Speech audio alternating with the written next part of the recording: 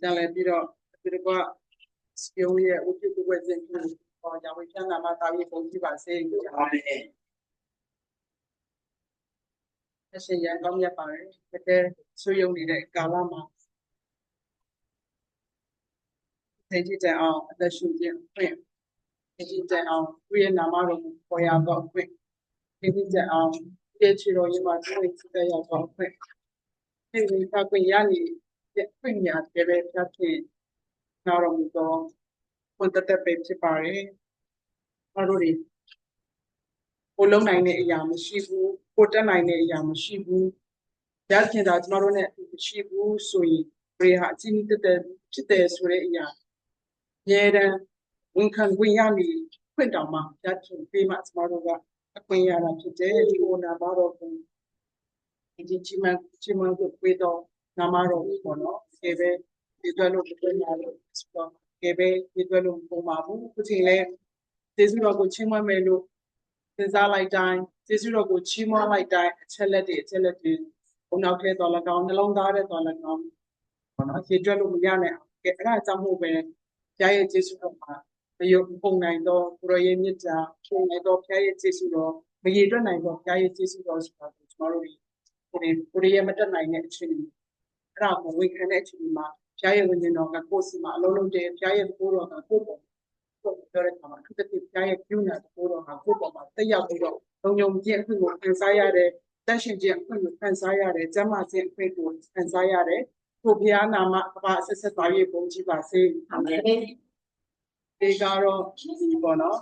ပတ်သက်လေးလာနေတယ်ဒီ Antichrist ရဲ့နောက်ဆုံးပေါ့နော်နောက်ဆုံးရောက်လာပြီဒါအဲ့တော့အချိန်ပေါင်းများစွာဒီလိုမျိုးပေါ့နော်ဒီလောက်အချိန်အကြာကြီးလို့လည်းပြောလို့ရတယ်စာအုပ်အနေနဲ့ဆိုရင်လည်းအများကြီးပေါ့နော်ပုံစံမျိုးစုံနဲ့ဒီຢာကကျမတို့အတွက်ဘယ်လိုအပ်တဲ့အရာဖြစ်တဲ့အတွက်ဘယ်လိုမျိုးပေါ့နော်ဒါကျမတို့အတွက်မဖြစ်မနေတစ်ဖြစ်ဒီဝိညာဉ်ရေးရာအတွက်တကယ်အရေးကြီးတဲ့အရာဖြစ်တဲ့အတွက်ကျမတို့ဒါလေးလာရတယ်ပေါ့နော်လေးလာရတယ်ဆိုတော့ခါကျတော့ကျမတို့တွေဝိညာဉ်ရေးရာအသက်တာမှာအသက်ရှင်တဲ့ခါမှာတော့လည်းကောင်းကြားရဲ့နှုတ်ကပတ်တော်ကိုဝေငှသောခါမှာတော့လည်းကောင်းကြားနာတော့ခါမှာတော့လည်းကောင်းတကယ်အဲ့ဒီအရာတွေရဲ့ဒါပြောမယ်ဆိုရင်ရည်ရွယ်ချက်ကပေါ့နော်ဆိုတော့ပြီးခဲ့တဲ့ဘက်မှာကျွန်တော်တို့ဖတ်ပြောဆရာပြောတဲ့ကျွန်တော်တို့တွေရဲ့အသက်တာမှာကဒီပေါ့နော်ဝိညာဉ်ရေးရာလို့ပဲပြောဒီသာသာရေးလိုပဲပြောဝိညာဉ်ရေးရာအသက်ရှင်လို့ပဲပြောကျွန်တော်တို့လုပ်ရမယ့်အရာကကျွန်တော်တို့သိရမယ့်အရာကဘယ်ဟာကမှားတယ်ဘယ်ဟာကမှန်တယ်ဆိုတာကျွန်တော်တို့ကပထမဆုံးမသိတဲ့အခါကျတော့မသိတော့မလုပ်ဆရာလည်းမရှိဘူးပေါ့နော်မလုပ်ရမလဲဆိုတာလည်းမရှိဘူးလုပ်မနေဘူးဆိုတဲ့အခါကျတော့အားလုံးကိုချုပ်ပြီးပြောလိုက်တယ်ဆိုအဲ့စကလုံးကိုပြောတဲ့အခါမှာဟုတ်လားပန်နာနဲ့မှားတာလို့ပြောတဲ့အခါမှာတခါလေးမှာဒီဝိညာဉ်ရေးရတက်တာမှာသူတင်တာအခါကြမှာသူနေတဲ့အခါမှာတိတ်နားမလည်ကြတဲ့အခါမှာအဲ့စကလုံးကိုသူကတခါလေးမှာလောကီဆန်တယ်ပေါ့နော်ဒီတမန်တရားနဲ့အမှန်တရားဆိုတဲ့အရာကိုတမန်တရားဆိုတာတမန်တရားအမှန်တရားဆိုတာအမှန်တရားအဲ့နှစ်ခုကိုအဲ့နှစ်ခုကတူပါတယ်ဆိုတဲ့အရာကိုလက်မခံတဲ့သူတွေကလည်းရှိတယ်တမန်တရားနဲ့ဘာလို့လက်မခံနိုင်တာလဲဆိုတဲ့အရာကိုအားလုံးခြုံပြီးတော့အတူကောက်ပေါ့နော်ဒီ Antichrist ကိုဆက်ပြီးသွားခင်မှာတမန်တရားဆိုတဲ့အရာကဒါလူတွေပြောတဲ့အရာပေါ့နော်ဒီဘာလို့လဲဆိုတဲ့အခါကျတော့ဒီဖျားသခင်ကြီးကအပြစ်ဖွင့်လို့ခြင်း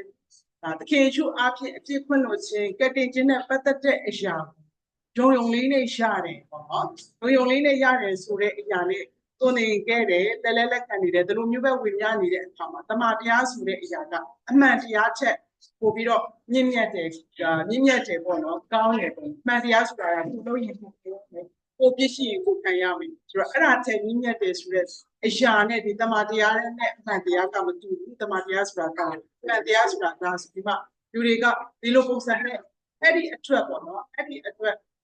ဒီနှုတ်ကပတ်တော်ဆိုတာဒီဝိညာဉ်ရေးရာအတွက်ပြောတဲ့အရာတွေဆိုတာတကယ်တော့အမှန်ပေါ့နော်အမှန်တရားတွေကိုကျွန်တော်တို့ကပြောနေရဖြစ်တယ်မှန်တဲ့အရာနဲ့မှားတဲ့အရာကျွန်တော်တို့ရဲ့အသက်တာမှာလည်းကိုလုံးရမယ့်အရာတွေသိမနေဘူးကိုမလုံးရမယ့်အရာတွေလည်းမသိဘူးတက်ဆိုတဲ့ခါကျလုံးရမယ့်အရာတွေလည်းလုံးမနေဘူးမလုံးရမယ့်အရာတွေလည်းလုံးနေတယ်အဲ့ဒါကကျွန်တော်တို့ပထမဆုံးအနေနဲ့က မှာဒီပေါ့နော်တမတရားကပြောတဲ့ဒီနှုတ်ကပတ်တော်ကပြောတဲ့အရာတွေကိုကျမတို့ကသိမနေတာပေါ့နော်အဲ့တော့ခုဒီAntichrist အကြောင်းရလို့မှမဟုတ်ပါဘူးအခြားကျမတို့ဝိညာဉ်ရေးအသက်တာအတွက်အသက်ရှင်ဖို့ရအတွက်ဘယ်အရာကအခြေခံအကြကြပေါ့နော်အခြေခံကြကြကျမတို့ထင်မှာမဖြစ်မနေလိုအပ်တဲ့အရာတွေ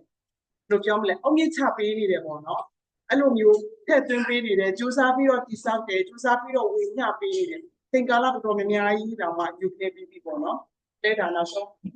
ပိုင်းလေးဖြစ်တယ်နောက်ဆုံးပိုင်းလေးဖြစ်တယ်ဒီမှာကျတော့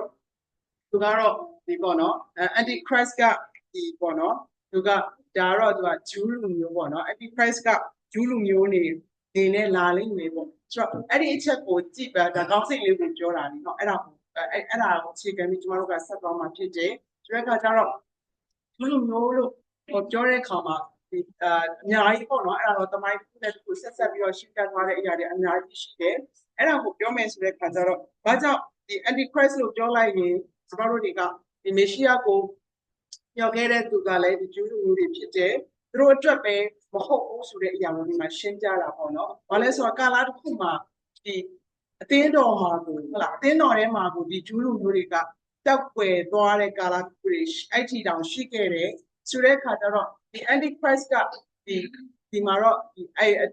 စကလုံးနှလုံးကိုရှင်းပြောရမှာပေါ့နော်ဂျူးနဲ့ဂျန်တိုင်းပေါ့နော်ဂျူးတွေအတွက်သာမဟုတ်ဘူးဂျန်တိုင်းတွေအတွက်ရောဆိုတဲ့အခါကျအားလုံးခြုံပြောမယ်ဆိုရင်ဂျူးတွေအတွက်ပဲမဟုတ်အားလုံးအတွက်ဒါကတက်ရောက်ဖြစ်တယ်ဆိုတဲ့အရာကိုနောက်ဆုံးမှပြောရပေါ့နော်အဲ့ဒါလေးအချက်လက်အနေနဲ့အဲ့ဒါပြောပြီးအားလုံးခြုံပြီးတော့နောက်ဆုံးမှဘာနဲ့ဆုံးသက်ထားလဲဆိုတဲ့အခါကျတော့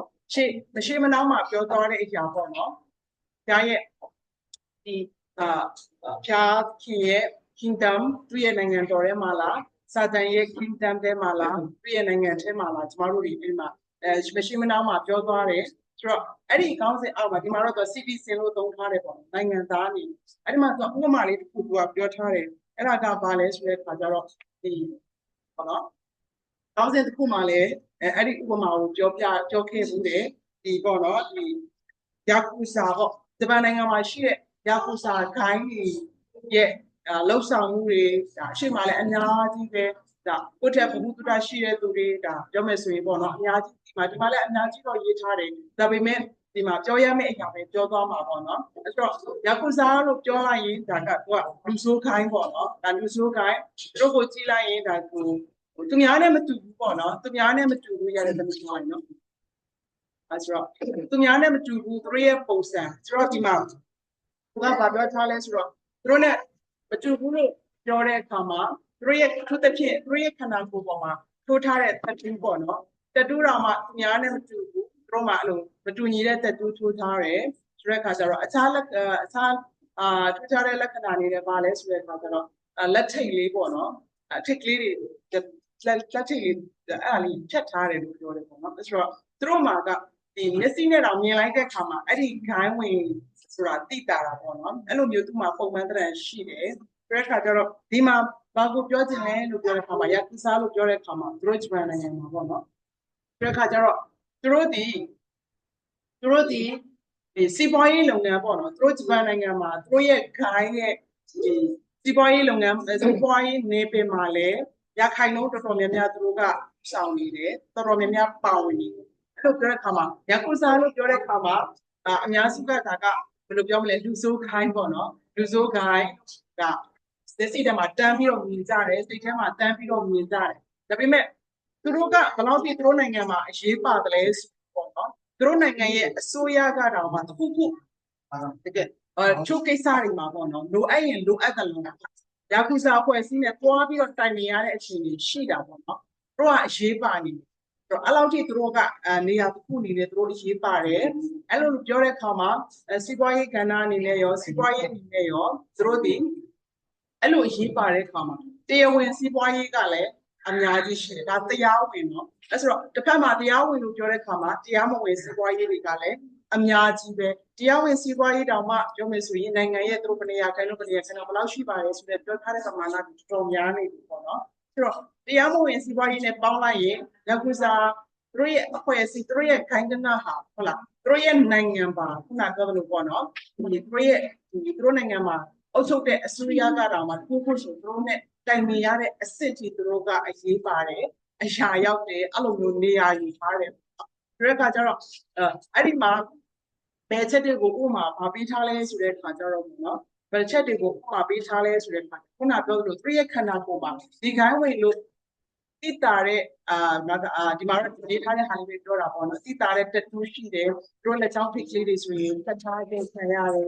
အဲ့လိုမျိုးလေးတွေရှိတယ်ပြီးတဲ့အခါကျတော့တို့ရဲ့ဒီ dark physically ပေါ့လက်ရှိနေနေတဲ့နေရာတွေ mentality စိတ်ပိုင်းဆိုင်ရာဆိုရင်ဒါသူတို့ကအချင်းချင်းလဲသူတို့ respect ရှိတယ်သူတို့ရဲ့ခေါင်းဆောင်တွေပေါ်မှာလဲသူတို့ရဲ့သစ္စာရှိမှုပေါ့နော်အရန်သစ္စာရှိတယ်အများကြီးတော့မပြောတော့ဘူးအရန်သစ္စာရှိတယ်အဲ့လိုမျိုးဆိုတော့ဒီမှာစီဆရာပြောလဲဆိုတော့ကောစာကွန်ပိတ်လေးနဲ့ပေါ့ဘေးမှာသူကပေါ့နော်အကြံပြုချက်လေးနဲ့သူကဘာရေးထားလဲဆိုတော့ဒီခရီးရန်နေပေါ့နော်ယုံကြည်သူတွေတဲ့သူတို့ကိုအတူယူတင်တယ်ပေါ့နော်အတူယူတင်တယ်လို့ဆိုတော့ကွန်ဆာကွန်ပိတ်လေးနဲ့ရေးထားတော့ဒီမှာအဲ့နေရာမှာတစ်ချက်စဉ်းစားတာပေါ့နော်ဒီခါလေးမှာကျမတို့ကအဲ့ဒီအချိန်မှာအဲ့လေးတစ်ချက်ကိုဘယ်လိုပြောမလဲတစ်ဖက်ဆောင်းနေဆိုတာတဲ့ပေါ့နော်အခြားဘက်မှာမဟုတ်တဲ့ဘက်နဲ့ယူသွားတယ်ဆိုရင်ယူနိုင်တယ်လေနော်ယခုစားတွေကိုအတူယူတင်တယ်လို့ပြောတာချက်ဘယ်အပိုင်းမှာယူတင်တယ်လဲဆိုတဲ့အားလေးကိုကွန်ဆာကွန်ပိတ်နဲ့ပြောထားတာပေါ့နော်သူတို့လိုတက်တူးဖို့တင်တယ်လို့ပြောချင်တာမဟုတ်သူတို့လိုမျိုးသစ္စာရှိတောင်းပြဖို့ခန္ဓာကိုယ်မှာဒီလိုမျိုးလက်ထိလေးထည့်ရမယ်ဆိုတာမျိုးလည်းပြောတာမဟုတ်ဒီမှာသူတို့အချင်းချင်း respect လေးစားမှုပြီးရင်သူတို့ရဲ့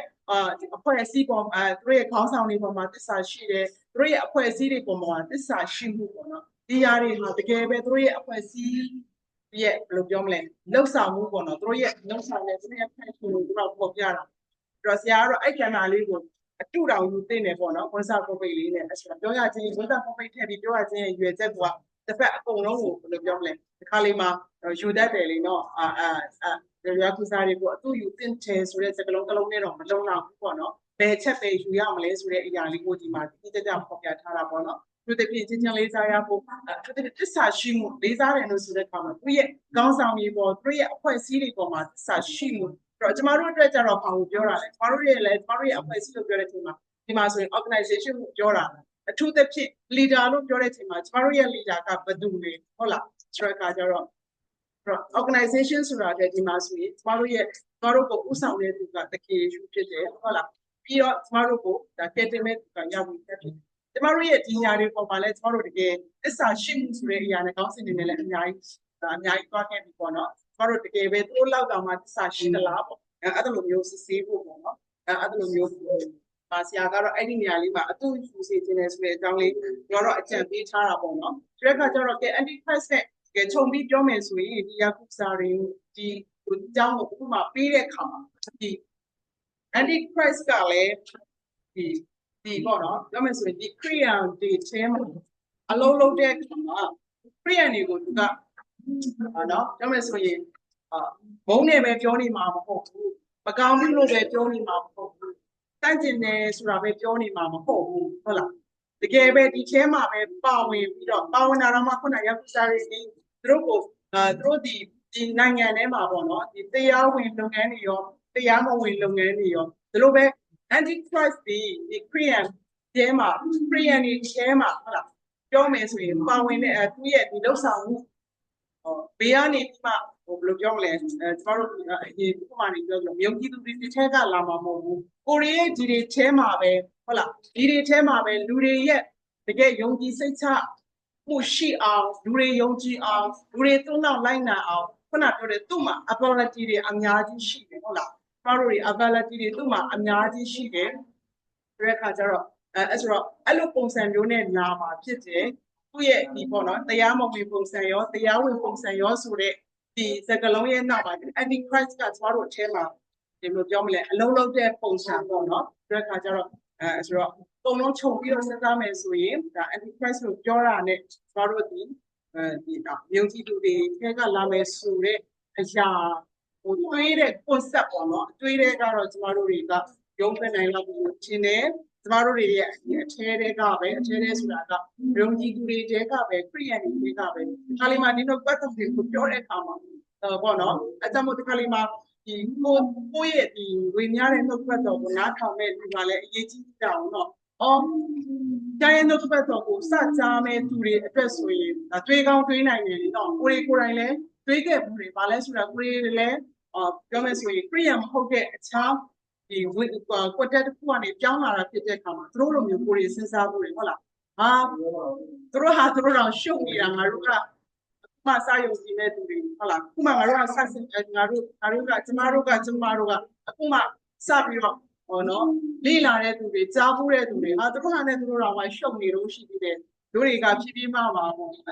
အော်တွေးမလားပေါ့ကိုယ်စိတ်ထဲမှာအများကြီးရှိတယ်ဒါကတော့တကယ်နားထောင်ပြီးတော့ဒါပြဲနှုတ်ွက်တော်ကိုတကယ်နားထောင်ပြီးတော့တကယ်စဉ်းစားတဲ့သူမှာပါတကယ်လည်းနားမထောင်ဘူးတကယ်လည်းစဉ်းစားဘူးဆိုရင်တော့သိကြတဲ့ကိုလေးတော့ဘာမှတို့အတွက်လည်းလို့လေ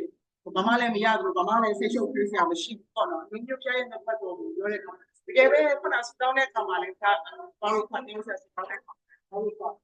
ဘလူနီးနဲ့လူတွေစီကိုပြရဲ့နာမတော်ကိုကျမတို့ပြောမလဲဘလူနီးနဲ့ပြရဲ့စကားကိုပြောမလဲဆိုတာပေါ့နော်အဲ့ဒါကကျမတို့အတွက်ဘယ်လိုပြောမလဲအသက်ရှင်နေသေးသေးကျမတို့ဒီဟောနော်စူးစမ်းပြီးတော့ကျမတို့လှုပ်ဆောင်ရမယ့်အကြောင်းဖြစ်တယ်အဆုံးသတ်မှာပေါ့နော်အဆုံးသတ်မှာသူကဗာလေးနဲ့နော်အဆုံးသတ်ထားလဲဆိုတဲ့အခါကျတော့ဆုံးသတ်ထားလဲဆိုတဲ့အခါကျတော့ဒီပေါ့နော် Antichrist ကောင်းစင်တဲ့တော့လောက်လျှောက်အိလာခဲ့တယ်နောက်ဆုံးမှာတော့Antichrist ဆိုတဲ့အရာကိုကျမတို့ခုနပြောလို့ပေါ့နော်သူ့ကိုသိဖို့ရန်အတွက်ကျမတို့က be ready ဖြစ်ရမယ့်အကြောင်းတွေထက်ကပြောခဲ့တယ်ထက်ကပြောခဲ့တယ်တဲ့အခါကျတော့ဒီနောက်ဆုံးမှာပေါ့နော်ခုနဒီရာကူစာကိုင်းရဲ့သူ့ရဲ့လှုပ်ဆောင်မှုနဲ့ဟိုမှာပေးတဲ့အခါမှာနောက်ဆုံးပေါ့နော်နောက်ဆုံးအနှစ်ချုပ်မှာသူကပါလဲဆိုတဲ့အခါကျတော့ဒါကျမတို့ကစာတန်ရဲ့ citizen စာတန်ရဲ့နိုင်ငံသားလားဘုရားသခင်ရဲ့ citizen ဘုရားသခင်ရဲ့နိုင်ငံသားလားဘယ်ချင်းမှာလဲဘယ်နိုင်ငံသားလဲဟုတ်လားသိကြတယ်ကိုကတကယ်ပဲ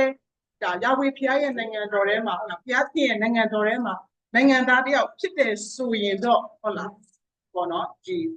အရှိခြင်းတကယ်ပဲမှန်ကန်တော့နောက်မကြခင်မှာပေါ့နော်သစ္စာရှိစွာနဲ့အဲ့နိုင်ငံတော်ထဲမှာပဲဆက်လက်ပြီးနေဖို့ရန်အတွက်ဒီပေါ့နော်ဒီနှုတ်ပတ်တော်ကိုရေးတဲ့ဆရာကိုယ်တိုင်ကလည်းအဲ့လိုမျိုးပဲဆူတောင်းထားတယ်ပေါ့နော်ကျွန်မလည်းအဲ့လိုပဲစတတ်မှာအဲ့လိုမျိုးပဲဆူတောင်းကြမှာလေလို့ဒါ Antichrist ရဲ့နောက်ဆုံးပေါ့နော်နောက်ဆုံး chapter ရဲ့နောက်ဆုံးပိုင်းကိုရောက်ခဲ့ပြီတကယ်ပဲကျွန်တော်တို့တွေဒီနိုင်ငံတော်ထဲမှာရှိပြီးတော့နော်ဂျာတီရဲ့နိုင်ငံသစ္စာရှိခြင်းဆိုတဲ့အရာကိုအကျဉ်းပြန်သွားဖို့လို့တော့မသွားတော့ဘူးပေါ့နော်သစ္စာရှိခြင်းကျွန်တော်တို့အတွက်ဒီဘုရားရဲ့နိုင်ငံတော်ထဲမှာဘုရားကိုသစ္စာရှိခြင်းဆိုတာကလည်းကျွန်တော်တို့ဘုရားရှင်နဲ့သက်ဆက်sorry ဒီပေါ့နော် total commitment နော်တရားခိုင်နှုန်းဒီစက္ကန့်အနံထားတဲ့အရာပေါ်မှာဘုရားသခင်ရှိမှကိုယ်ရဲ့သစ္စာဂတိပြုခဲ့တယ်ဟုတ်လားသစ္စာရှိတယ်ဆိုတာဘာတွေဘုရားစကားကိုနားထောင်ပါမယ်ကိုယ့်ရဲ့စန္ဒလားကိုယ့်ရဲ့ခန္ဓာကိုပြောမယ်ဆိုစာတိနဲ့ပတ်သက်တဲ့အရာတွေကိုညှစ်ပယ်ပါမယ်ဟုတ်လားဒီဝိညာဉ်နဲ့ပတ်သက်တဲ့အရာတွေကိုပဲကျွန်တော်တို့နားထောင်ပါမယ်ဘုရားရဲ့စကားကိုပဲနားထောင်ပါမယ်ဆိုတဲ့သူတစ်ဖြစ်ကျွန်တော်တို့ဒီ total commitment အပေါ်မှာသစ္စာရှိပြီးတော့အဲ့ဒါအပေါ်မှာသစ္စာရှိခြင်းက total commitment လို့ပြောတဲ့အခါမှာကျွန်တော်တို့ကဒီစာချုပ်ကြီးပေါ်မှာဒီစာရွက်ကြီးပေါ်မှာ commitment လုပ်ဘာလို့ရဲ့ commitment ကကြတော့ဘုရားဒီပေါ်မှာကျွန်တော်တို့ကပြောမယ်ဆိုသစ္စာဂတိပြုထားတာအဲ့ဒီအရာပေါ်မှာသစ္စာဂတိအဆုံးထိတိုင်အောင်တည်ကြည်ပြီးတော့ဘုရားရှင်ရဲ့နိုင်ငံတော်ထဲမှာ Bluetooth disconnect တော့ဒီများဖြစ်ဖို့ဘတ်တော်ကိုသာနာတော်ကိုရောက်စတိုင်းရောကျွန်မပေါ်မှာရောက်နေပြမဆိုင်အောင်ဖြစ်ပါစေအာမင်